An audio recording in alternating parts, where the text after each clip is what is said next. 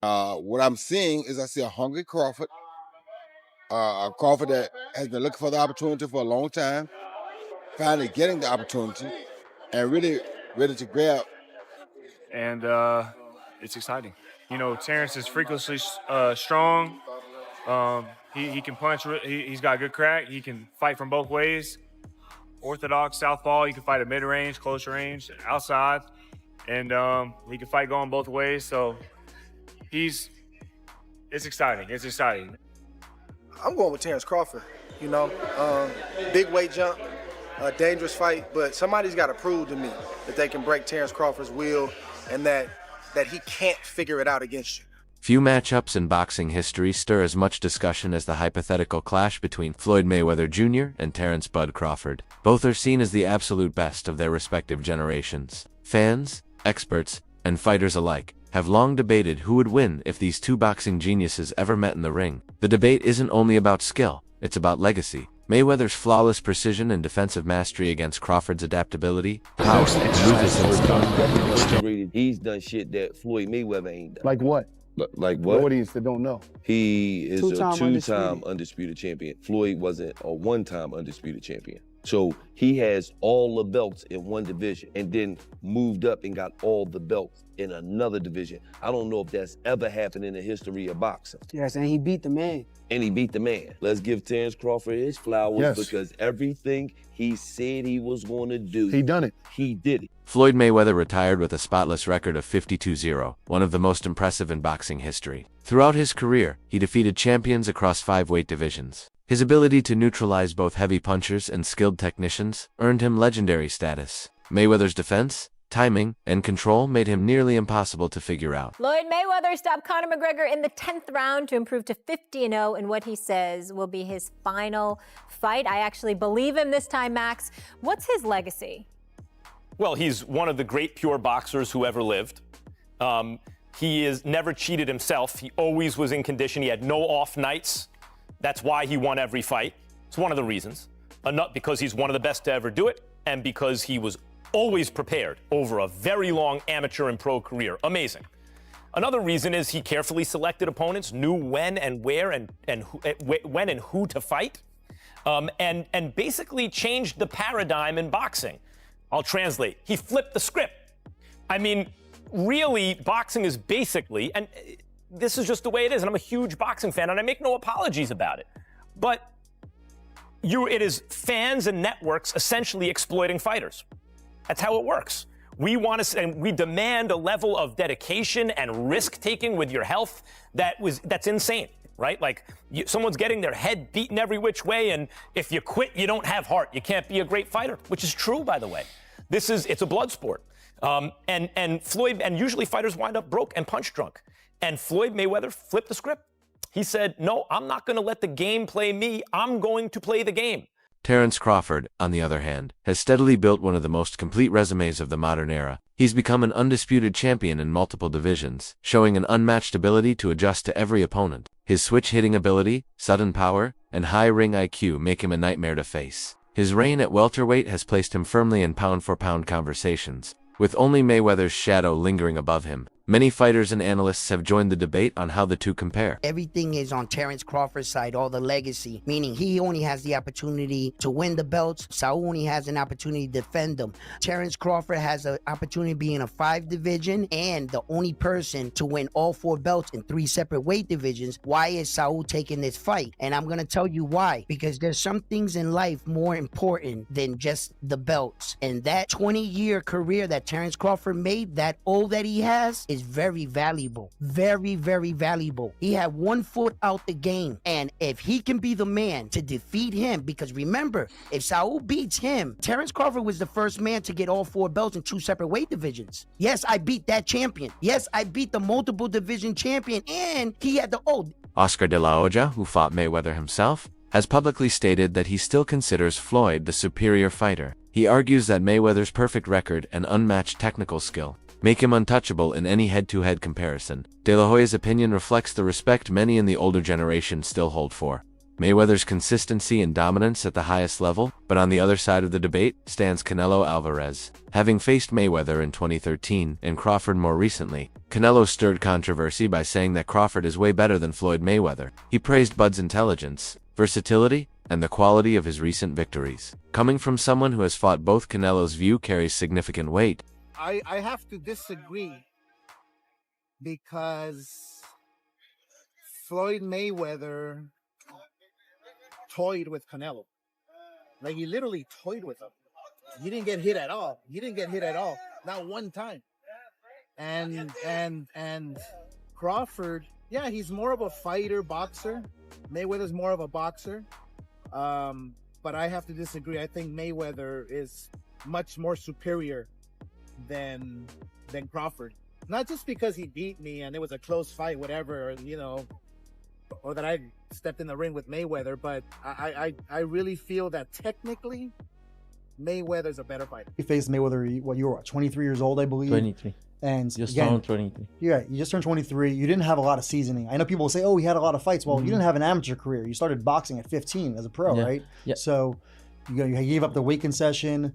You gave up the rehydration clause. And I always thought if you would have faced him, with some more seasoning, it would have gone differently. He deserved the position in that moment because, Floyd Mayweather is one of the best fighters in the boxing history, and he deserved the position in that moment. I try to make history, and I try to put myself in the very top in that moment. But for some reason, doesn't happen, right? And yeah, like you say, if I had that fight with Miguel Angel Cotto first and all these kind of fights, and then fight Mayweather, maybe go in the different way. But we never gonna know. And I learned what from that fight, and like I say, things happen for a reason. Shane Mosley, another veteran who went 12 rounds with Mayweather, leans toward Crawford in a hypothetical matchup. He believes Crawford's all-around skill set makes him more dangerous and complete. Mosley acknowledges that while Mayweather's brilliance is undeniable, Crawford brings angles and tools that Floyd never had to face during his career. Who do you think's better out of those two, Crawford or Mayweather? I think Crawford is better, bigger. Like he's actually, he moved in weight class, and I would say Crawford is a better fight all around fighter. Mayweather's really good too, though. You can't knock him as well. He's very talented. It would have been a tough fight, but I think Crawford would have had the edge over Mayweather because of the long arms and because he's bigger. You know what I'm saying? And he would have kept him at bay. It would have been hard for Mayweather to counter, maybe. But Mayweather's definitely a technician. I mean, like Crawford said, Mayweather has his era, and Crawford, this is his era. However, Mosley has also clarified that while he respects Crawford's complete skill set, Mayweather remains one of boxing's toughest puzzles. He said repeatedly that Floyd's defensive discipline and focus are nearly impossible to crack, making him one of the hardest fighters in history to beat. I was surprised about his power. When you attack Floyd, he has a way of making you run into it and you feel the power, like a collision. But when you kind of box away from him, yes, he has power, but not like he does when you're trying to attack him. He's not weak, he's strong. Like I say, he trains hard and he does all the things you're supposed to do as a fighter or as a champion to be the best. Mosley fought Mayweather back in 2010 and managed to seriously hurt him in the second round. But after that moment, Floyd quickly adjusted, shut Mosley down, and never allowed another clean shot. That experience shaped Mosley's perspective. He admires Crawford's size, switch-hitting ability, and offensive variety, but he knows firsthand how Mayweather's adaptability can neutralize even the most dangerous opponents. Everybody talk about Shane Cardi, but what was the issue? Shane started hesitating. Why did Shane hesitate? Because he took the best shot, and he stood there, held on tight, and on top of that, made Shane feel his strength, and came back out like nothing happened the previous round. Right. But still stone cold. Right. And then Shane ends up being the one hesitating, waiting, and the fight get away from him. I'm saying Shane hit me with a hell of a shot. Okay. Actually, 2 shots. Okay. But even in that particular round, what I said to Shane was this: I was like, You dead self said something to him when you grabbed him. I said, you got to kill me. Oh, shit. I wasn't ready, Floyd. I said, that was a good one. I said, that was a good one, but you got to kill me. Wow. I said, you got to kill me. And did I mean it? I'm not going to lie. I meant it. Andre Ward, Crawford's close friend and former world champion, has been one of Bud's strongest supporters. Ward has often defended Crawford against claims that he doesn't match up to Mayweather, highlighting Crawford's adaptability, skill, and ability to dismantle elite opponents. Who's the most skilled fighter today? Bud is definitely one of them, for sure. Tyke Shakur, Devin, Boots. Boots is Jerron, my favorite. It's a lot of them, and they skillful in different ways. Mm-hmm. You know what I'm saying? Somebody that, like, I can bet the house on is Bud. Because me and him, we so much alike in our mentality. Like, soon as I see this dude, he come in the room or I come in the room, we start arguing. About basketball, wrestling, anything, bro. Like, man, you can't, man, you looking small. What you mean I'm looking small? You looking small. You gotta really hurt that dude to turn him away and to try to stop him from doing what he want to do. So skillful, yes. But this and this, no. It's different, man. There's not a lot of guys like that out there currently. There's a lot of guys that talk it. But until you get in that real fire, I'm not saying you fighting a guy you should beat. I'm saying a guy that it's a 50-50 matchup. We don't really know what you have. You don't even really know what you have. Ward has even called Crawford the GOAT of this generation. His defense of Bud goes beyond friendship. Ward believes Crawford's dominance, versatility, and resume make him unique in modern boxing. After Crawford's destruction of Errol Spence Jr., Ward stated flat out that Bud had earned the right to be considered the greatest fighter of this era.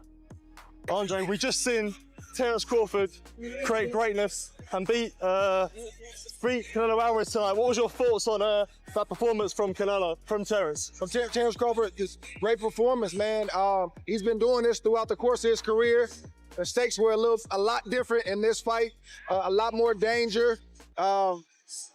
He had to fight that kind of fight in order to beat Canelo Alvarez tonight. And he did that at 37, but getting ready to be 38 years old. And he proved, like Max said, that he is the GOAT of this generation. Hats off to Canelo for taking the fight. He didn't have to take it. Hats off to Turkey Al-Sheikh for putting it together. Just a great, great night for boxing. Yeah. How special a fighter is someone like Terence Crawford? There was no signs of a size disadvantage there. How special? You can see it in spots, but it wasn't significant. And I didn't think it was going to be significant. And people called me crazy, but I've been around Terence. He's strong. He's got a wrestling background, and people don't realize that he's been boiling himself down all these years and still being successful, not having to do that. His condition seemed impeccable, and his strength was there. The power was there enough to get respect from Canelo. So what more can I say? What would you like to see him do next? Do you think there's another fight after this? I'd like to see him be done. What are we boxing for at this point? What else is there to do? There's always going to be a YouTuber or a reporter or somebody conjuring up another challenge. We box to get ourselves in a better financial position, to build a name and a legacy. Those boxes are checked. What else are we doing? Yeah, brilliant. Why are we still in the game? Yeah, I get it. Andre, always good to talk to you. Appreciate it. Floyd Mayweather himself has spoken about Crawford with a mix of respect and pride. He's congratulated Bud on his major victories, especially the one against Errol Spence Jr., but often reminds fans of his own record and what he achieved over decades at the top. Mayweather still sees himself as the standard against which others are measured. That balance between admiration and protecting his legacy keeps the debate alive. Floyd has always valued being viewed as the best of his era, and the idea of someone potentially surpassing him adds tension to the conversation. I didn't want them to fight. I really like both of those guys. Yeah. A lot. Mm-hmm. Like, I had a chance to hang around Earl. Had a chance to hang around Terence.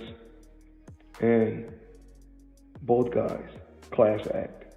It would look like I'm leaning towards one guy because I boxed one guy before. Mm-hmm. It was beautiful to watch, but also tough to watch to see what happened to Errol. Obviously, we don't wish bad on, Nobody. The best man won. Mm-hmm. If I was training him or I was in his corner, I don't think he should be fighting at 147 at all. I don't even think he should be fighting at 154. Really? I think he should be fighting at 160 or 168. Wow. That's just my honest opinion.